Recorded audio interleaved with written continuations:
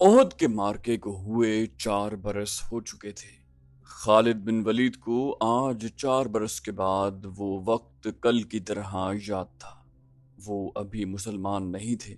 उन्हें यकीन था कि मुसलमानों को अहले कुरैश कुचल कर रख देंगे, लेकिन मुसलमान जिस तरह जाने कुर्बान कर रहे थे, उसने खालिद बिन वलीद को परेशान कर दिया था। यूं लगता था जैसे मुसलमान प्यादों से कुरैश के घोड़े भी खौफजदा थे।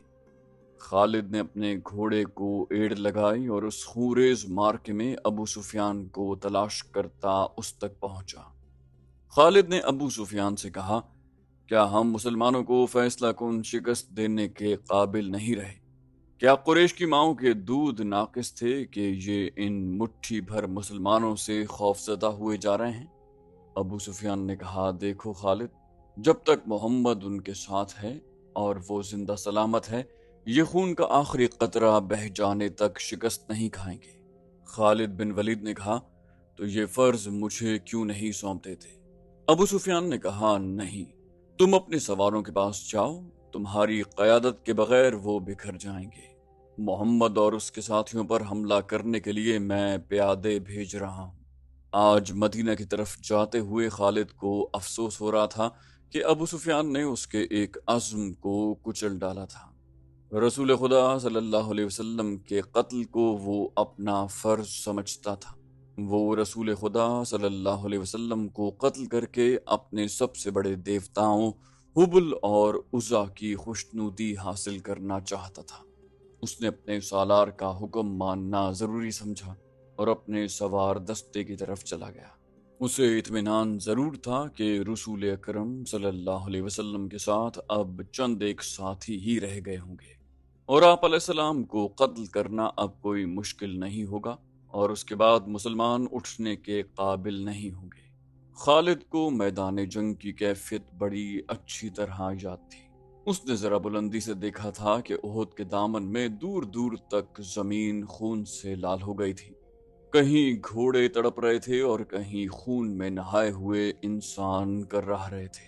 जख्मियों को उठाने का अभी किसी को होश न था। फिर उसने देखा, प्यादा कुरैश रसूल करीम सल्लल्लाहु अलैहि वसल्लम के पास पहुंच गए थे और उन्होंने आप अलैहिस्सलाम के साथियों का हल्का भी तोड़ लिया था। कुरैश के 3 आदमी उतबा बिन अबी वकास, अब्दुल्लाह बिन शहाब और इब्ने कुमार रसूल करीम सल्लल्लाहु अलैहि वसल्लम पर पत्थर बरसाने लगे। अजीब सूरत ये थी कि उतबा के सगे भाई साद बिन अबी वकास रसूल अकरम सल्लल्लाहु अलैहि वसल्लम की हिफाजत में लड़ रहे थे। रसूल अकरम के साथियों की तादाद न होने के बराबर रह गई थी या वो लड़ते लड़ते बिखर गए थे। उतबा ने आप अलैहिस्सलाम पर जो पत्थर बरसाए, उनसे आप अलैहिस्सलाम के नीचे वाले 2 दांत टूट गए और निचला होंठ भी जख्मी हो गया। अब्दुल्लाह के पत्थर से आप अलैहिस्सलाम की पेशानी पर खासा गहरा जख्म आया। इब्ने कुमा ने आप अलैहिस्सलाम के करीब आकर इतनी जोर से पत्थर मारा कि आप अलैहिस्सलाम के खोद की जंजीर की 2 कड़ियां टूट कर रुखसार में उतर गईं। उनसे रुखसार की हड्डी भी बुरी तरह मजरूह हुई। आप अलैहिस्सलाम ने बर्छी से दुश्मनों पर वार करने की भरपूर कोशिश की, लेकिन दुश्मन करीब नहीं आते थे। आप अलैहिस्सलाम का खून इतना निकल गया था कि आप अलैहिस्सलाम गिर पड़े। उस वक्त आप अलैहिस्सलाम के एक सहाबी तलहा रजी अल्लाह अन्हु ने, जो कुरैश के दूसरे आदमियों के साथ लड़ रहे थे, देख लिया और दौड़ते हुए आप अलैहिस्सलाम के पास पहुंचे। उनकी ललकार पर उनके दूसरे साथी भी आ गए। आप अलैहिस्सलाम को पत्थरों से गिराने वाले कुरैश आप अलैहिस्सलाम पर तलवारों से हमला करने ही वाले थे कि साद बिन अबी वक्कास ने अपने सगे भाई उतबा पर हमला कर दिया। उतबा अपने भाई का गैज़ व गज़ब देख कर भाग निकला। तलहा रजी अल्लाह अन्हु ने रसूल खुदा सल्लल्लाहु अलैहि वसल्लम को सहारा देकर उठाया। आप अलैहिस्सलाम पूरी तरह से होश में थे। इस दौरान आप अलैहिस्सलाम के साथियों ने उन आदमियों को भगा दिया था जिन्होंने रसूल करीम सल्लल्लाहु अलैहि वसल्लम पर हमला किया। मौरिख लिखते हैं कि साद बिन अबी वक्कास पर काबू पाना मुश्किल हो रहा था। साद कहते थे, मैं अपने भाई को कत्ल करके उसके जिस्म के टुकड़े कर देना चाहता हूँ, जिसने मेरी मौजूदगी में मेरे नबी अलैहिस्सलाम पर हमला किया। وہ اکیلے ہی قریش کی طرف دوڑنے کی کوشش کرتے تھے۔ انہیں بڑی مشکل سے روکا گیا۔ اگر رسول خدا صلی اللہ علیہ وسلم انہیں رکنے کا حکم نہ دیتے تو وہ کبھی نہ رکتے۔ قریش غالباً بہت ہی تھک گئے تھے۔ وہ مارکے سے منہ موڑ گئے۔ تب رسول اکرم صلی اللہ علیہ وسلم کے ساتھیوں نے آپ علیہ السلام کے زخموں کی طرف توجہ دی۔ جو خواتین آپ علیہ السلام کے ساتھ تھیں انہوں نے آپ علیہ السلام کو پانی پلایا، کپڑوں سے زخم صاف کیے۔ اس وقت یہ دیکھا گیا کہ خود کی زنجیروں کی ٹوٹی ہوئی کڑیاں آپ علیہ السلام کے رخسار کی ہڈی میں اتری ہوئی ہیں۔ ایک صحابی ابو عبیدہ رضی اللہ عنہ جو عرب کے ایک مشہور جراح کے فرزند تھے آگے بڑھے اور آپ علیہ السلام کے رخساروں سے کڑیاں نکالنے لگے، لیکن ہاتھوں سے کڑیاں نہ نکلیں۔ آخر ابو عبیدہ رضی اللہ عنہ نے دانتوں کی مدد سے ایک کڑی نکال لی۔ جب دوسری کڑی نکالی تو کڑی تو نکل آئی، لیکن ابو عبیدہ کے سامنے کے 2 دانت ٹوٹ گئے۔ اس کے بعد سے لوگوں نے ابو عبیدہ رضی اللہ عنہ کو الاسرم کہنا شروع کر دیا۔ اس کا مطلب ہے وہ آدمی جس کے سامنے والے دانت نہ ہوں۔ پھر وہ اسی نام سے مشہور ہو گئے۔ یہ بھی رسول اکرم صلی اللہ علیہ وسلم کا معجزہ ہے کہ اس کے بعد ابو عبیدہ رضی اللہ عنہ ایسے خوبصورت دکھتے تھے کہ ان کے چہرے سے نگاہ نہیں ہٹتی تھی۔ ام ایمن رضی اللہ تعالی عنہا جو رسول اکرم صلی اللہ علیہ وسلم کے بچپن میں آپ علیہ السلام کی دائیا رہ چکی تھیں، آپ علیہ السلام پر جھکی ہوئی تھی۔ اس وقت تک آپ علیہ السلام کی طبیعت سنبھل چکی تھی۔ اچانک ایک تیر ام ایمن رضی اللہ تعالی عنہا کی پیٹھ میں اتر گیا اور اس کے ساتھ ہی دور سے ایک قہقہا سنائی دیا۔ سب نے ادھر دیکھا تو قریش کا ایک آدمی حبان بن الارقا دور کھڑا ہنس رہا تھا۔ اس کے ہاتھ میں کمان تھی۔ یہ تیر اسی نے چلایا تھا۔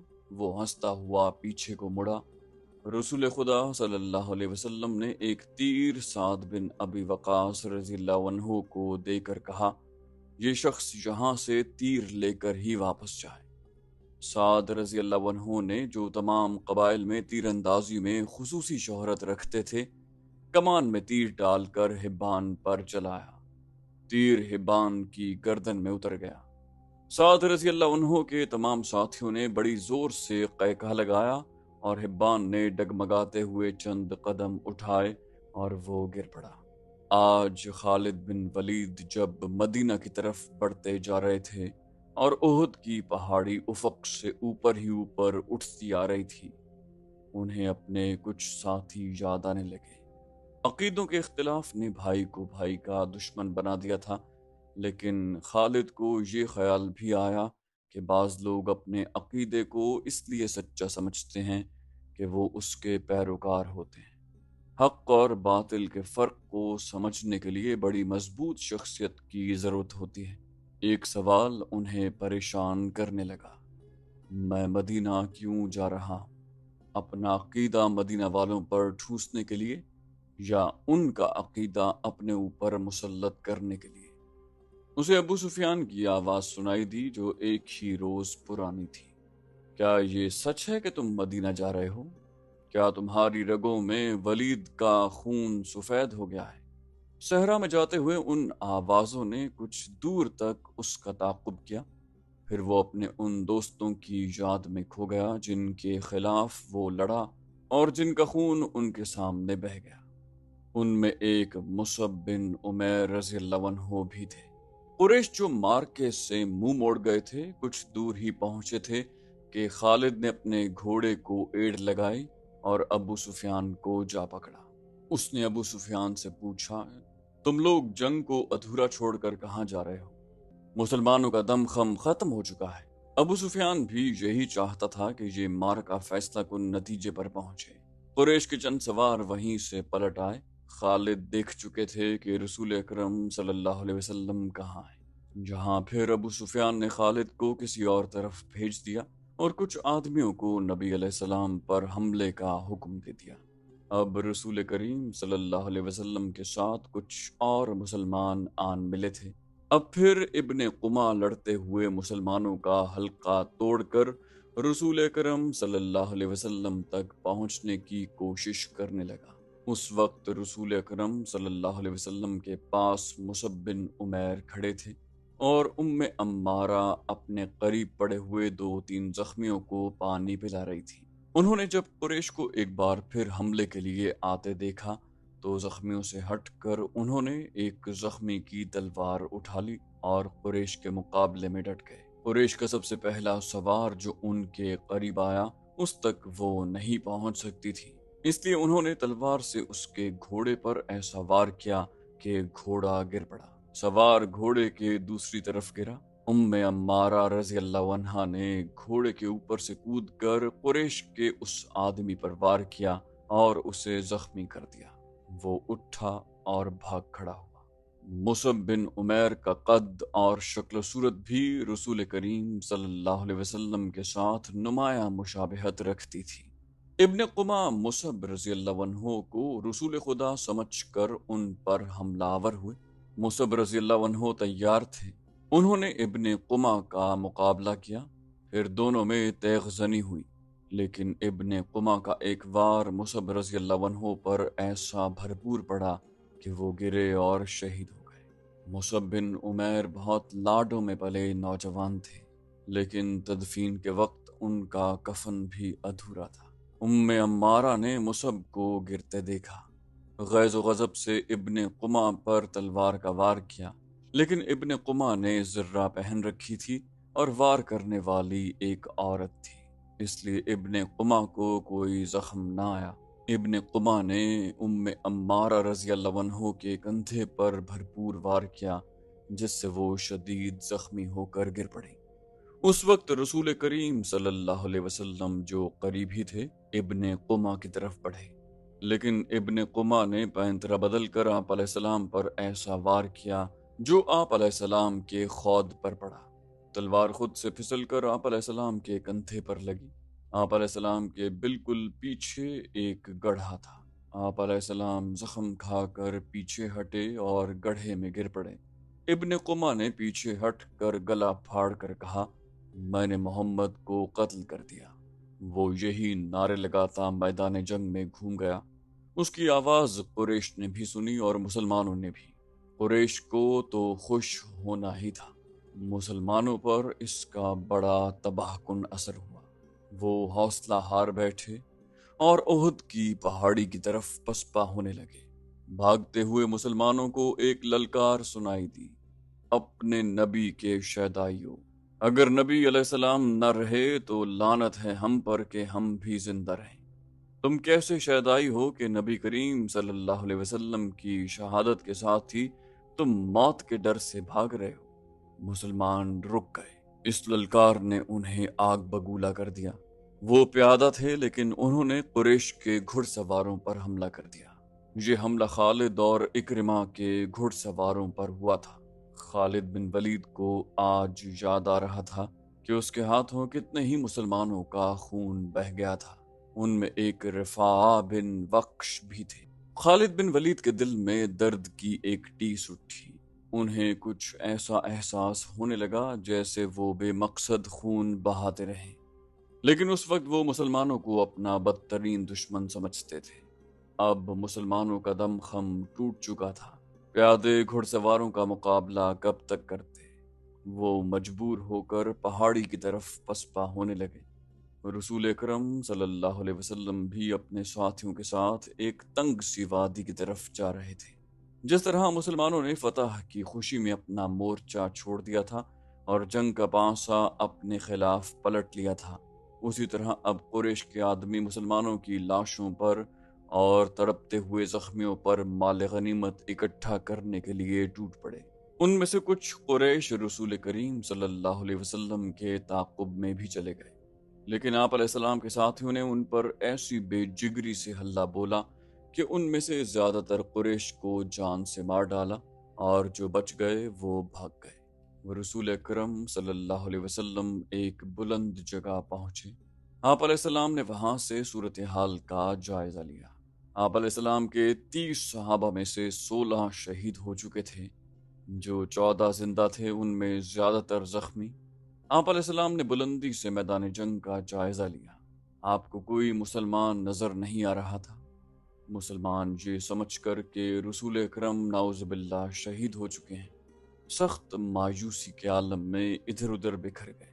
کچھ واپس مدینہ چلے گئے، کچھ قریش کے انتقام سے بچنے کے لیے پہاڑی کے اندر موجود تھے، جہاں رسول خدا صلی اللہ علیہ وسلم کو اپنے زخموں کی طرف توجہ دینے کی فرصت ملی۔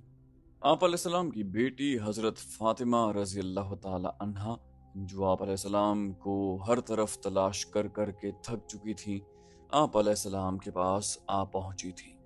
قریب ہی ایک چشمہ تھا۔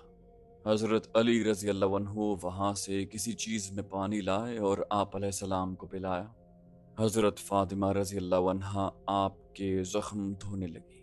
وہ سسک سسک کر رو رہی تھی۔ خالد بن ولید کو آج یاد آ رہا تھا کہ رسول کریم صلی اللہ علیہ وسلم کی شہادت کی خبر نے انہیں کیسا روحانی سا اطمینان دیا تھا، لیکن ایک للکار نے انہیں چونکا دیا۔ وادی میں للکار کی گونج بڑی دور تک سنائی دے رہی تھی۔ کوئی بڑی ہی بلند آواز میں کہہ رہا تھا، مسلمانوں خوشیاں مناؤ، ہمارے نبی علیہ السلام زندہ اور سلامت ہیں۔ اس للکار پر خالد کو ہنسی بھی آئی تھی اور افسوس بھی ہوا تھا۔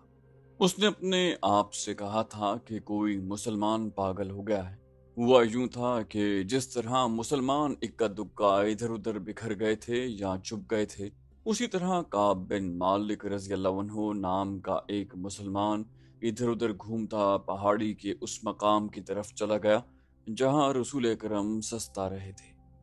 اس نے نبی کریم صلی اللہ علیہ وسلم کو دیکھا تو اس نے جذبات کی شدت سے نعرہ لگایا، ہمارے نبی علیہ السلام زندہ ہیں۔ تمام مسلمان جو اکیلے اکیلے یا دو دو چار چار کی ٹولیوں میں ادھر ادھر بکھر گئے تھے، اس آواز پر دوڑ کر آئے۔ حضرت عمر رضی اللہ عنہ بھی اسی آواز پر رسول خدا صلی اللہ علیہ وسلم تک پہنچے تھے۔ اس سے پہلے ابو سفیان میدان جنگ میں پڑی ہوئی ہر ایک لاش کو دیکھتا پھر رہا تھا۔ وہ رسول کریم صلی اللہ علیہ وسلم کا جسد مبارک تلاش کر رہا تھا۔ اسے قریش کا جو بھی آدمی ملتا وہ اس سے پوچھتا، تم نے محمد کی لاش نہیں دیکھی؟ اسی تلاش میں خالد بن ولید اس کے سامنے آ گیا۔ ابو سفیان نے پوچھا، خالد تم نے محمد کی لاش نہیں دیکھی؟ خالد بن ولید نے جواب دیا، نہیں، اور ابو سفیان کی طرف ذرا جھک کر پوچھا، کیا تمہیں یقین ہے کہ محمد قتل ہو چکا ہے؟ ابو سفیان نے جواب دیا، ہاں، وہ ہم سے بچ کر کہاں جا سکتا ہے؟ تمہیں شک ہے؟ خالد بن ولید نے جواب دیا، ہاں ابو سفیان، میں اس وقت تک شک میں رہتا ہوں جب تک کہ اپنی آنکھوں سے نہ دیکھ لوں۔ محمد اتنی آسانی سے قتل ہو جانے والا شخص نہیں۔ ابو سفیان نے تکبر کے لہجے میں کہا، معلوم ہوتا ہے تم پر اس کا طلسم طاری ہو گیا ہے۔ کیا محمد ہم میں سے نہیں تھا؟ کیا تم اسے نہیں جانتے؟ جو شخص اتنی قتل و غارت کا ذمہ دار ہے، ایک روز اسے بھی قتل ہونا ہے۔ وہ قتل ہو چکا ہے، جاؤ اور دیکھو اس کی لاش کو پہچانو، ہم اس کا سر کاٹ کر مکہ لے جائیں گے۔ این اسی وقت پہاڑی میں سے کعب بن مالک رضی اللہ عنہ کی للکار گرجی، مسلمانوں خوشیاں مناؤ، ہمارے نبی علیہ السلام زندہ سلامت ہیں۔ پھر یہ آواز بجلی کی کڑک کی طرح گرجتی کڑکتی وادی اور میدان میں گھومتی پھرتی رہی۔ خالد نے کہا، سن لیا ابو سفیان، اب میں تمہیں بتاتا ہوں کہ محمد کہاں ہے۔ میں اس پر حملہ کرنے جا رہا ہوں، لیکن میں تمہیں یقین نہیں دلا سکتا کہ میں محمد کو قتل کر کے آؤں گا۔ کچھ دیر پہلے خالد بن ولید نے رسول کریم صلی اللہ علیہ وسلم اور ان کے ساتھیوں کو پہاڑی کے اندر جاتے دیکھا تھا، لیکن وہ بہت دور تھے۔ خالد ہار ماننے والا اور اپنے ارادے کو ادھورا چھوڑنے والا آدمی نہیں تھا۔ اس نے اپنے چند ایک سواروں کو ساتھ لیا اور پہاڑی کے اس مقام کی طرف بڑھنے لگا جدھر اس نے رسول کریم صلی اللہ علیہ وسلم کو جاتے دیکھا تھا۔ مشہور مورخ ابن ہشام کی تحریر سے پتہ چلتا ہے کہ رسول اکرم صلی اللہ علیہ وسلم نے جب خالد کو اپنے سواروں کے ساتھ اس گھاٹی پر چڑھتے دیکھا جہاں آپ علیہ السلام تھے، تو آپ علیہ السلام کے منہ سے بے ساختہ دعا نکلی، خدا ذوالجلال انہیں اس وقت وہیں کہیں روک لے۔ خالد اپنے سواروں کے ساتھ گھاٹی چڑھتا جا رہا تھا۔ وہ ایک درہ سا تھا جو تنگ ہوتا چلا جا رہا تھا۔ گھوڑوں کو ایک قطار میں ہونا پڑا۔ رسول کریم صلی اللہ علیہ وسلم زخموں سے چور تھے۔ حضرت عمر رضی اللہ عنہ نے جب خالد اور اس کے سواروں کو اوپر آتے ہوئے دیکھا تو وہ تلوار نکال کر کچھ نیچے اترے۔ حضرت عمر رضی اللہ عنہ نے للکارا، ولید کے بیٹے، اگر لڑائی لڑنا جانتے ہو تو اس درے کی تنگی کو دیکھ لو، اس چڑھائی کو دیکھ لو، کیا تم اپنے سواروں کے ساتھ ہمارے ہاتھ سے بچ کر نکل جاؤ گے؟ خالد لڑنے کے فن کو خوب سمجھتا تھا۔ اس نے دیکھ لیا تھا کہ یہ جگہ گھوڑوں کو گھما پھرا کر لڑنے کے لیے موزوں نہیں ہے بلکہ خطرناک ہے۔ خالد نے خاموشی سے اپنا گھوڑا گھمایا اور اپنے سواروں کے ساتھ وہاں سے نیچے اتر آیا۔ جنگ احد ختم ہو چکی تھی۔ قریش اس لحاظ سے برتری کا دعویٰ کر سکتے تھے کہ انہوں نے مسلمانوں کو زیادہ نقصان پہنچایا، لیکن یہ جنگ ہار جیت کے بغیر ختم ہو گئی تھی۔ خالد بن ولید کو جیسے اپنی آواز سنائی دی، لیکن یہ ہماری شکست تھی۔ مسلمانوں کی نفری 700 تھی اور ہم 3000 تھے۔ ہمارے پاس 200 گھوڑے تھے۔ ہماری فتح تب ہوتی جب ہم محمد کو قتل کر دیتے۔ خالد نے اپنے آپ میں جھنجھناہٹ محسوس کی۔ اس پر ایسی کیفیت طاری ہو گئی کہ اس کے دانت بجنے لگے۔ اسے جنگ کا آخری منظر یاد آنے لگا۔ اس نے اس بھیانک یاد کو ذہن سے نکالنے کے لیے سر کو جھٹکا دیا، لیکن مکھیوں کی طرح یہ یاد اس کے ارد گرد بھن بھناتی رہی۔ اسے اپنے آپ میں شرم سی محسوس ہونے لگی۔ جنگجو یوں نہیں کیا کرتے۔ خالد جب حضرت عمر رضی اللہ عنہ کی للکار پر واپس آ رہے تھے تو اس بلندی سے اس کی نظر میدان جنگ پر پڑی۔ وہاں لاشیں بکھری ہوئی تھیں، شاید ان میں بے ہوش زخمی بھی ہوں گے۔ لاشوں اور زخمیوں کو اٹھانے کے لیے نہ ابھی مسلمان آگے بڑھے تھے نہ قریش۔ خالد کو ابو سفیان کی بیوی ہند نظر آئی۔ وہ ہاتھ میں خنجر لیے ہوئے دوڑے چلی آ رہی تھی۔ اس کے اشارے پر قریش کی وہ عورتیں جو قریش کے لشکر کے ساتھ آئی تھیں اس کے پیچھے پیچھے دوڑی آئیں۔ ہند ہر ایک لاش کو دیکھتی تھی۔ وہ اونچے قد کی اور فربہی مائل جسم کی پہلوان قسم کی عورت تھی۔ وہ ہر ایک لاش کو دیکھتی تھی۔ کوئی لاش اوندھے منہ پڑی ہوئی نظر آتی تو وہ پاؤں کی ٹھوکر سے اس لاش کو سیدھا کر کے دیکھتی۔ اس نے اپنے ساتھ کی عورتوں سے کہا کہ وہ حمزہ رضی اللہ عنہ کی لاش تلاش کریں۔ اسے حمزہ رضی اللہ عنہ کی لاش مل گئی۔ ہند بھوکے درندے کی طرح لاش کو چیرنے پھاڑنے لگی۔ اس نے دوسری عورتوں کو دیکھا جو اس کے قریب کھڑی تھی۔ ہند نے ان عورتوں سے یوں کہا جیسے وہ پاگل ہو چکی ہو، کھڑی کا دیکھ رہی ہو؟ یہ دیکھو، میں نے اپنے باپ، اپنے چچا اور اپنے بیٹے کے قاتل کی لاش کا کیا حال کر دیا۔ جاؤ مسلمانوں کی ہر ایک لاش کا یہی حال کر دو اور سب کے کان اور ناک کاٹ کر لے آؤ۔ اب وہ عورتیں مسلمانوں کی لاشوں کو چیرنے پھاڑنے کے لیے وہاں سے ہٹ گئیں تو ہند نے خنجر سے حمزہ رضی اللہ عنہ کا پیٹ چاک کر کے اس کے اندر ہاتھ ڈالا۔ اس کا ہاتھ باہر آیا تو اس میں حمزہ رضی اللہ عنہ کا کلیجہ تھا۔ ہند نے وہ خنجر سے کاٹ لیا۔ اس نے اسی پر اکتفا نہ کیا۔ حمزہ رضی اللہ عنہ کے کلیجے کا ایک ٹکڑا کاٹ کر اس نے اپنے منہ میں ڈال لیا اور بری طرح اسے چبانے لگی۔ لیکن تھوڑی دیر کے بعد اس نے کلیجے کے اس ٹکڑے کو اگل دیا۔ خالد کو دور ابو سفیان کھڑا نظر آیا۔ ہند کی اس وحشیانہ حرکت نے خالد کا مزہ کرکرا کر دیا تھا۔ وہ جنگجو تھا۔ وہ صرف آمنے سامنے آ کر لڑنے والا آدمی تھا۔ اپنے دشمن کی لاشوں کے ساتھ یہ سلوک نہ صرف یہ کہ اسے پسند نہ آیا بلکہ اس نے نفرت کی نگاہ سے دیکھا۔ ابو سفیان کو دیکھ کر خالد بن ولید نے اپنے گھوڑے کو ایڑ لگائی اور ابو سفیان کے پاس جا کر گھوڑا روک دیا۔ خالد نے غصے اور حقارت کے ملے جلے لہجے میں کہا، ابو سفیان، کیا تم اپنی بیوی اور ان عورتوں کی اس وحشیانہ حرکت کو پسند کر رہے ہو؟ ابو سفیان نے خالد کی طرف ایسی نگاہوں سے دیکھا جن میں بے بسی کی جھلک تھی اور صاف پتہ چلتا تھا کہ اسے لاشوں کے ساتھ اپنی بیوی کا یہ سلوک پسند نہیں۔ خاموش کیوں ہو ابو سفیان؟ ابو سفیان نے دبی سی زبان میں کہا، تم ہند کو جانتے ہو خالد؟ یہ عورت اس وقت پاگلوں سے بدتر ہے۔ اگر میں یا تم اسے روکنے کے لیے آگے بڑھے تو یہ خنجر سے ہمارے پیٹ بھی چاک کر دے گی۔ خالد ہند کو جانتا تھا۔ وہ ابو سفیان کی بے بسی کو سمجھ گیا۔